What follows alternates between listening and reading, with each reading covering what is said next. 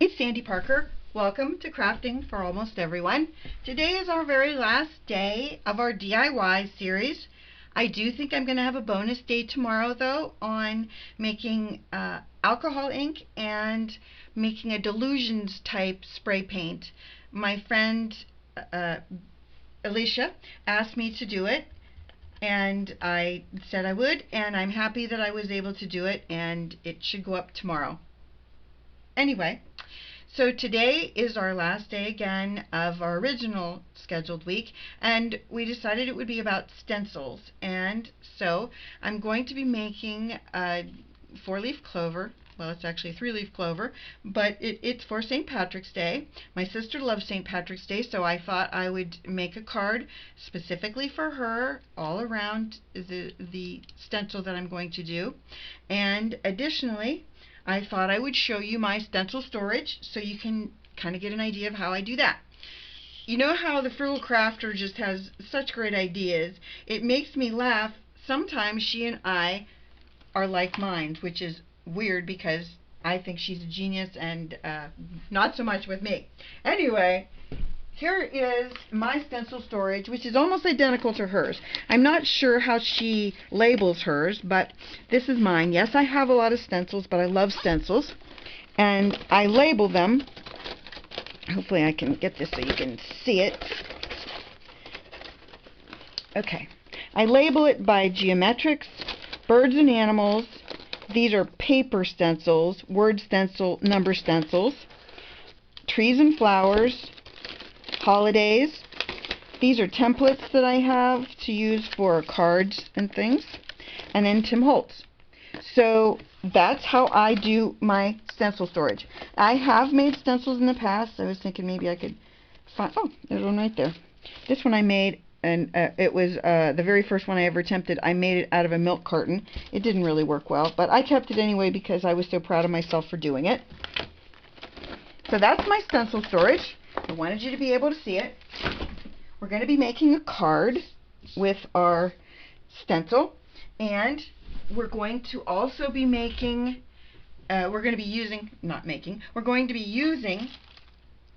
our stencil with a background stamp, and we're going to attempt to stamp through the stencil. I hope it works. What I've done is I've taken some packaging. It was just some simple packaging that I got stamps and dies in, and I just cut it apart. Then I traced with a Sharpie. I didn't think you needed to see this part because I figured you could follow that along. I traced with the Sharpie and made my design. I cut it about, I would say, a ½ an inch on the left and right side from the image, because the dimensions on the outside, I have a sharp spot I gotta get off right there. The dimensions on the outside don't really matter. You just need to have enough room on the outside of your stencil so that when you cut this out, you still have a stable background. Does that make sense? Hope it does. So one of our viewers, Elizabeth, reminded me, we were talking about the word that we chose for the year, and she reminded me that Lindsay the Frugal Crafter's word was uplift, and I meant to tell you guys that on another video, and because we talked about it on that video, and I forgot. So I figured I would tell you that today because I didn't want to forget to do it, in case you were curious, or in case you don't watch her channel. She's the Frugal Crafter. She's very talented. She is an all-around crafter. She knows everything about every type of craft, which is amazing, and does it full-time, which is cool. I think it's credit when anybody can commit to something like that. She does craft shows and sells her products there, and then she sells them in a I think it's like an antique mart.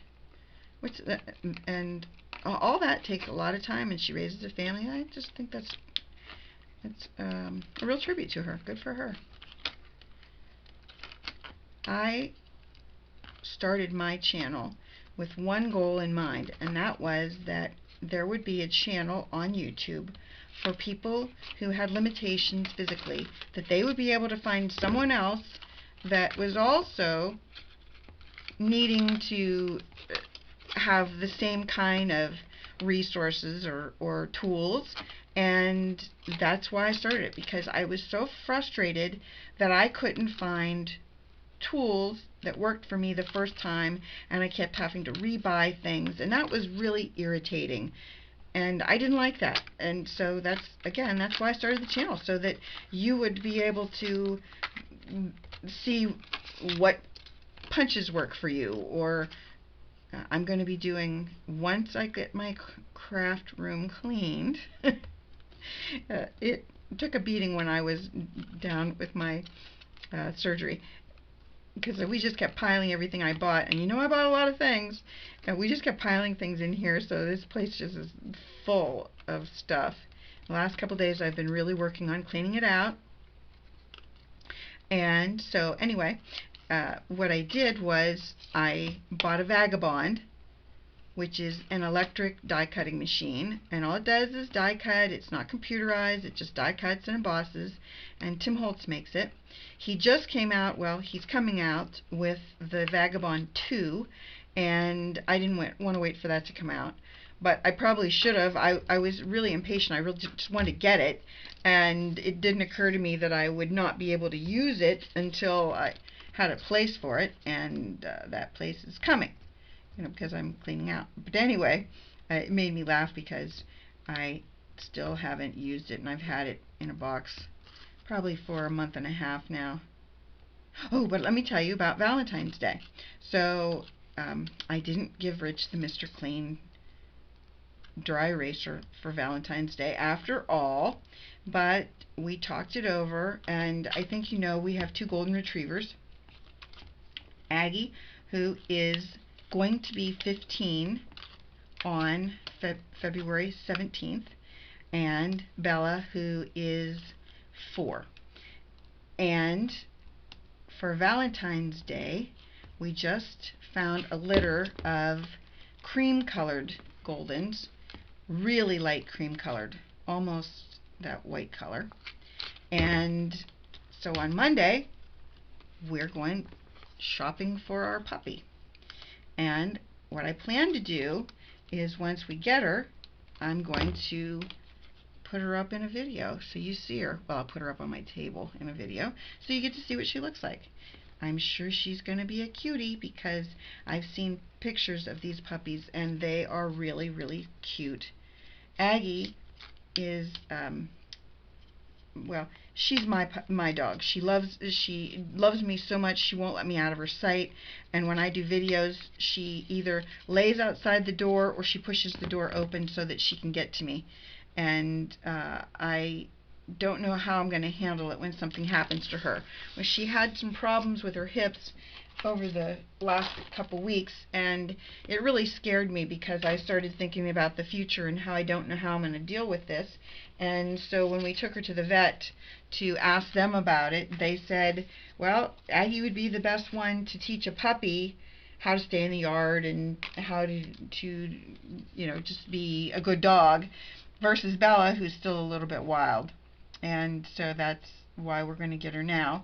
And the vet said, well, you have to remember, Aggie's feelings might get hurt. Well, of course, Aggie's feelings I don't think will be hurt, because she's glued to me and I'm glued to her. So that should solve that. I'm going to go around a little bit of these edges with, this is a sanding block, because those Tim Holtz scissors have ridges in them. And I don't know if that will impact what I get out of this, but I'm thinking it might. So if I can kind of clean up these edges a little bit, hopefully that will save me from having some issues going forward. I don't know. It just kind of made sense to me that I would do this. And I don't know if this is, oh, it seems like it is. I was going to say, I don't know if it's strong enough to be able to do that. And I was going to tell you guys too, I don't know if I told you that I was having problems with my paper trimmer, my big one, that I got from Fiskars, and everybody gave me advice about changing the blade, and I changed the blade several times, and I tried everything I could think of. So I contacted them, and they said, oh, it's probably there's a wire that is a guide wire. They said it's probably your guide wire. So they sent me a new one in the mail, and I put it in, or Rich put it in. It's kind of tricky. You have to watch a video actually to figure out how to get it in. And it worked perfectly. And now it's doing it again. I'm getting so frustrated.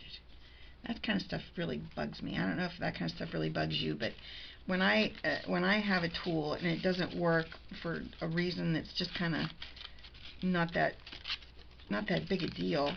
Do they even need that wire? I don't know. Bugs me. Okay, I think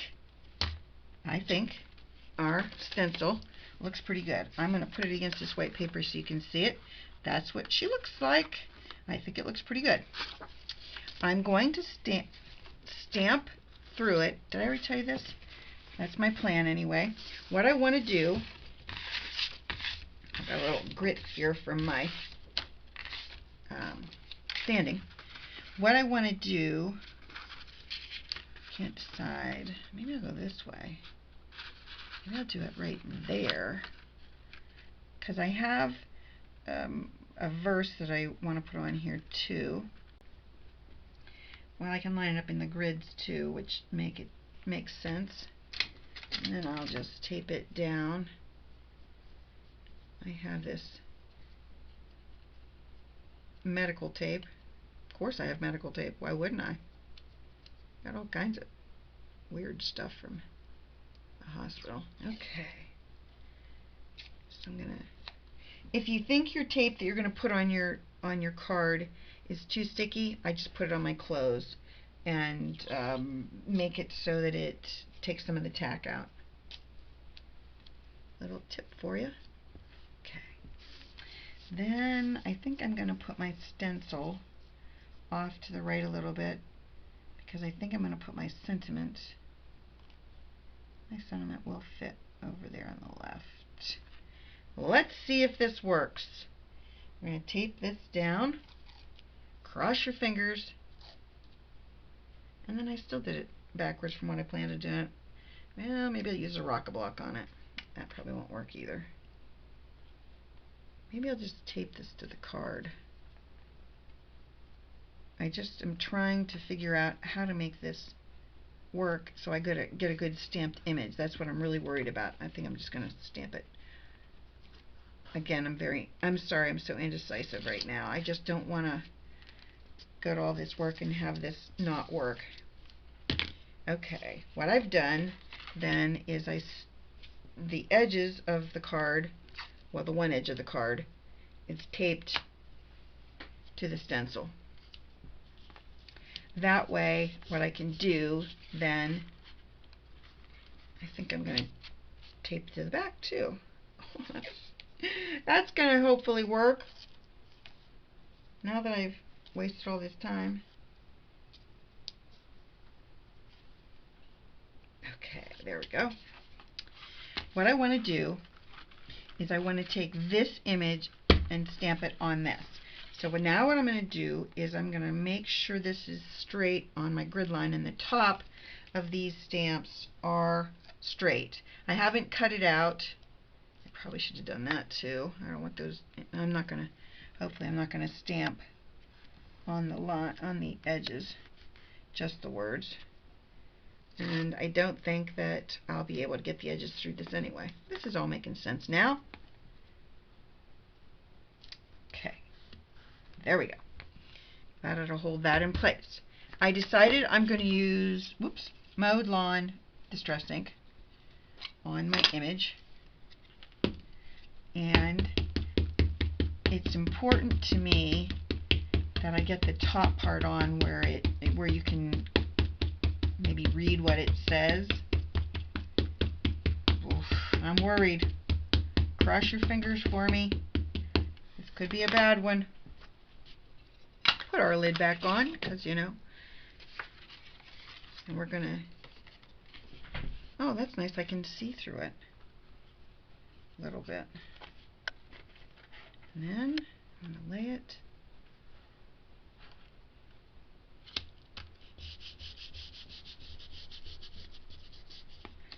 If it doesn't work, that's what the back of the paper's for, right? And I'm going completely through, hopefully, the stencil with my fingers. I don't think a brayer would work for this because you're trying to go through paper and stencil, and I don't know if it would. Maybe it would. I could have tried it, but I feel more comfortable using my own hands. That's hard to believe that it worked. I'm going to pull that off and let you see that. I'm not sure if maybe what I should do now is go around that image with the, I'm going to do that too. What we're going to do is we'll clean our stencil off and go around the image with a lighter, like a distressing tool. Now what we're going to do is we're going to ink up our Happy St. Patrick's Day. Whoops, got stuff everywhere. I'm sorry, I have to move it back a little bit before I stamp my image. Is that where I want it? Yep. Hopefully. Got a good impression, doesn't matter, because with the Misty, you know, I'll be able to do it all over again. Then I think what I'm going to do, because there's a little of this distressing here, I think what that other ink, I might do, I think I need to stamp that again. It's still, some of the St. Patrick's Day isn't really well inked. Do it one more time. That's the beauty of the Misty. You just keep doing it over again. I do have trouble with this sometimes because I'm not strong enough to rub it, and I normally put that pad in there under it so that it's got a kind of a buffer. I'm going to just leave it shut while we do the rest of the card. And I'll put it off to the side maybe. So what I decided to do was I decided I would do a very dark background, and I'm going to corner around all of our edges. If you didn't get to see that, hold on. There was nothing more frustrating than when I put those in the corner around are wrong. So I'll just cut another piece of paper because that's how I have to roll when I do the paper thing wrong. Alright, I think the problem I had with this is that I didn't have it in all the way, and one of the viewers told me that she thinks that when I do these corner punches that I move my left hand. She said she watched that corner punch tutorial, and she said when she watched that it looked like that's what I was doing. So that's probably what I did just then. And now I'm trying to, since I didn't look at that very carefully, I probably have too much paper in there. Nope, I'm not going to take that out. The last time I took it out I couldn't get it back in there.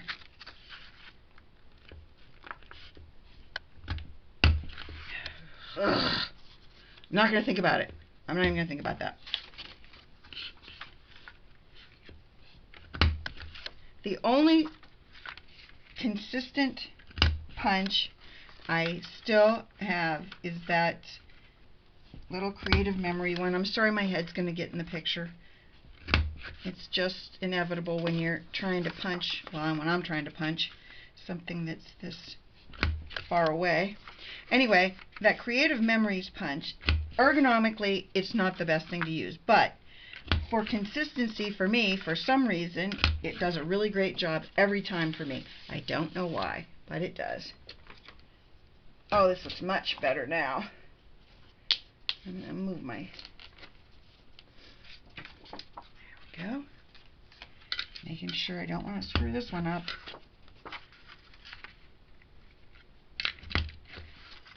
I still think I might do some distressing on it. Last one. I also thought about putting some brads in it. We'll wait and decide a little bit later. Then what we're going to do is on the outside of the card, this is where we're going to put this piece. I'm not doing that yet. We're going to do the inside first because I have an image I want to put in here. Okay, so there's our paper for the inside.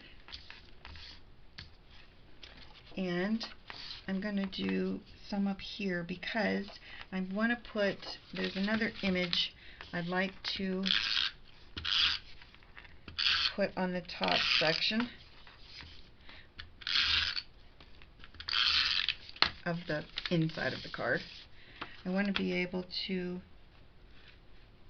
as I think I said, my sister really loves St. Patrick's Day, and I would like to put something in here that'll be very significant to her. And for her, this is a set from Stampin' Up.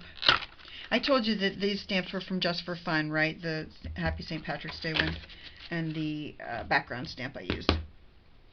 So I thought what I would do on the inside of the card, whoa,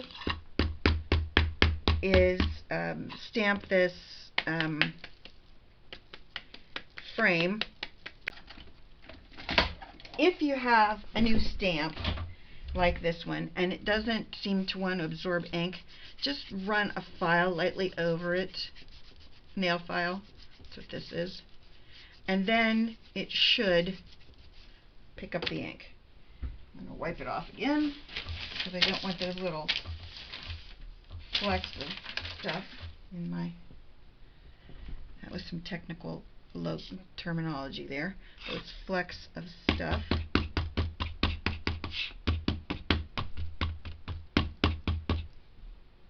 Much better. Before it was just bubbling up on it, now it seems like it's actually sticking on it. Okay.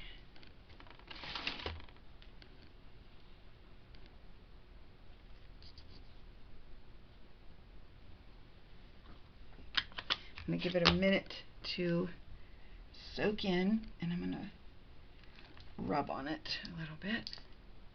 I'm also going to get my Stamp-A-Majig. Remember I told you that this is one of the ways I use a Stamp-A-Majig? It makes it so that if I don't get the image stamped exactly right, like if all of this doesn't stamp on here, there's a chance that, you know, that the whole stamp won't stamp in there. That looks pretty good. I mean, I'm sure I could restamp it and get more of the image, but it's not really worth it to me to try and do that. Then I'm gonna, since I already know that these stamps have the problem, I'm gonna go over this little religious cross. I'm sure Kathy will like this.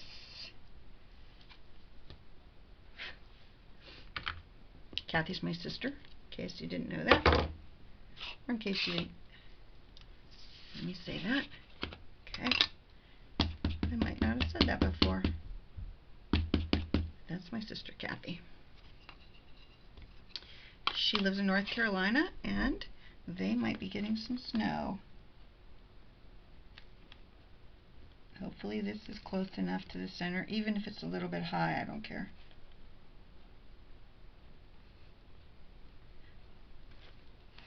It's a little high. It doesn't matter to me though. Like I said, I don't really care about whether that was centered or not, because it was more important to me that I just had a good image of it. And then I think I'm just going to kind of go around this green. It's a little, I don't know, stark. I think I'm just going to go around it with this stippling brush and make the whole image kind of blend with the background better. I might do that with the first page too. these brushes leave kind of not so stark background as regular distressing tools. It just kind of gives you a little bit of color versus a ton of it. And they're nice to work with. I like my distressing tool from Tupelo Designs as well, but this is just a little bit different. Okay, I'm going to get that edge a little bit more. I think that looks good. Then on this part, I think I'm just going to go around the edges of it, put a little paper under it.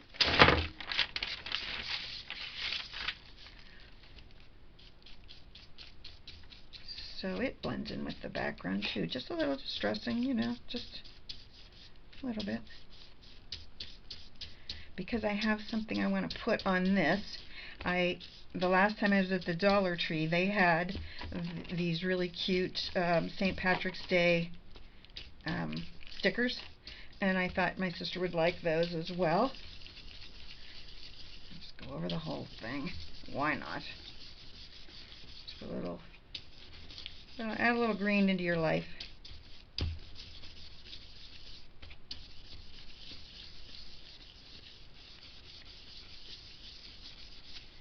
There. Then what I did was I was at the Dollar Tree. Dollar Tree, no, I love it. And they had all these fun stickers that are all themed for St. Patrick's Day. So I like these coins, and I like, of course, the 4-leaf clovers, but 3-leaf clovers. Why do they have 3-leaf clovers? What's that all about?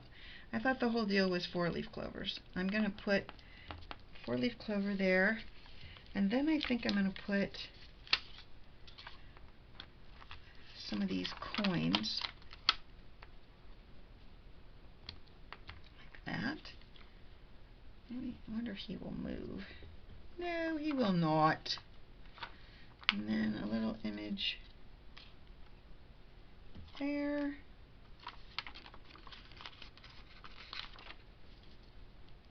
And another one right there. Just a little something for the inside of the card. Then on the outside, we have our big design. And I don't think there's anything on this. Maybe one of these coins.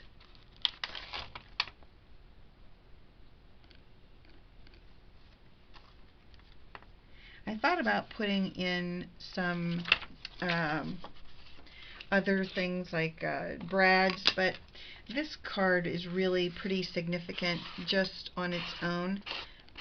At least I think it is. It's got a lot going on already.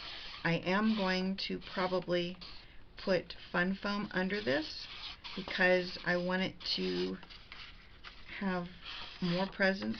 I mean, it's got a lot of presence right now, but I think if I'm just running the stamp, if you couldn't see, I'm sorry if I had it out of frame. It's hard for me to do this in frame. I'm just running the ink pad around the edges just so that the background fits it better. And here is my fun foam. And I'll just cut out a piece of this real quickly, and we're almost done. Perfect. Hard to believe. And we'll just get our tear tape, and our card is almost out of the door. Hard to believe. Get this. Tear tape works really good with fun foam because it really adheres, I think, to what you have in behind it, and it's one of the sturdier adhesives that you can use.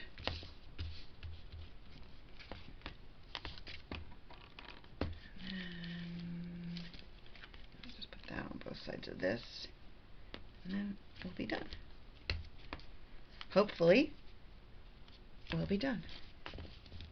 I hope you liked the stencil tutorial. Stencils are really easy to make. All you just need to find is something to use as a template. And the fewer the lines or the fewer the cuts, the easier it is to make. That's why a 4-leaf clover or 3-leaf clover. Why is a 3-leaf clover? Somebody needs to tell me why it is that 3-leaf clover thing. I don't get that. It's a mystery to me why it's a 3-leaf clover when they always talk about 4-leaf clovers. Of course, I'll make an envelope for this. I want to make sure that I have a nice envelope that matches as usual. You saw if you didn't see the envelope tutorial, I made 6 different envelopes. Some using technology, some not using technology. I think it's nice when you can do things without technology if you don't have the finances for it, or if you just want to be one of those people that is doing things the most conservative way. Because for me, my favorite way to do it is the way that I did first, which is you put a ruler on your card and you go corner to corner, like diagonally corner to corner. You measure it from here to here and you add 1 inch, and then you cut your paper square, and then after you've cut your paper square that dimension, then all you do is fold it around your card and your work is done. There is our card. So I really recommend you making your own stencils, especially if they're as easy as that one is. That little shamrock design has so few cuts in it, it's really very easy. And then our card, I think it's really simple but cute, and I think my sister will really like it. I hope that you enjoyed this tutorial and our week-long DIYs. Again, tomorrow we're going to have a special extra DIY on alcohol inks and the Delusions style spray paints. And I hope you enjoyed these. I hope you'll give them a thumbs up, subscribe. Please tell your friends on social media, Facebook, Pinterest, Instagram. I'd really appreciate it. Thanks again. Bye-bye.